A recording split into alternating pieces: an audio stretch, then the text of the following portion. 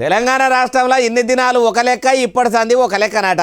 ఇప్పుడు షెయి సర్కారు పాడిందే పాట పాసుమన్ల పాట అన్నట్టు అడ్డం పొడుగు చెప్పుకుంటా పోతే ఊకునేదే లేదట. షీరి చింతగడతామని కారు పార్టీ పెంపకం మాజీ సీఎం కేసీఆర్ సార్ గట్టిగానే అనుకొచ్చిండు. ఇంకా మలి సర్కారును మస్తుగానే అన్నాడు. మొత్తం ముచ్చటి నుండ్రి. అయ్యా కల్వకుంట్ల చంద్రశేఖర్ రావు ఇక మీ కారు కూతలు మొదలు పెట్టుండ్రి.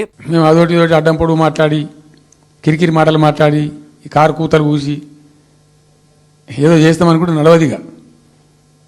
ఈ ఏళ్ళ దాకా వేరే కథ, రేపటి నుంచి వేరే తోలు తీస్తాం ఎక్కడికక్కడ.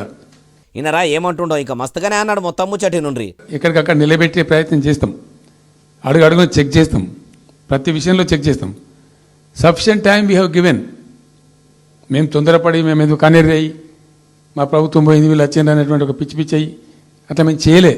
అయ్యా కేసీఆర్ సారు కాంగ్రెస్ సర్కారు వచ్చింది, మా కారు పార్టీని పబ్లిక్ గానలేరని మీ కడుపులో మంటనా? లేకుంటే మీరు ఎన్ని దినాలు ఎందుకు సారు ఫామ్ హౌజ్లో వండుకున్నారు? షెయి సర్కారు వచ్చి 2 ఏళ్ళు అవుతుంటే ఓ దిక్కు అన్నదాతలు ఆగమైతుంటే కామన్ పబ్లిక్ కష్టాలు పడుతుంటే ఎన్ని దినాలు గానరాలేదా? తెలంగాణ ప్రజల కోసము బొంత పురుగును కూడా ముద్దు పెట్టుకుంటా అన్న మీరు ఎందుకు ఎన్ని రోజుల కోలే సప్పుడు చేయలేదు?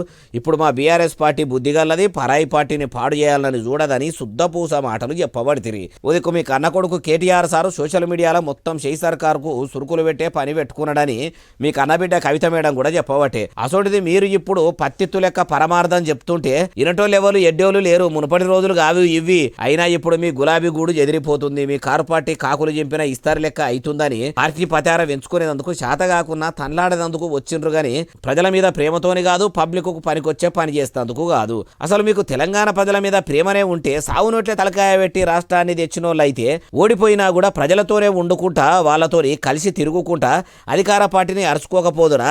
2 ఏళ్ళు ఫామ్ హౌజ్లో కాళ్ళు వారదాపుకొని వండుకొని ఇప్పుడు ఇట్లా మాట్లాడుతుంటే గమ్మత అనిపిస్తున్నది అంటుర్రు ఈ ముచ్చటిన్నోళ్ళు.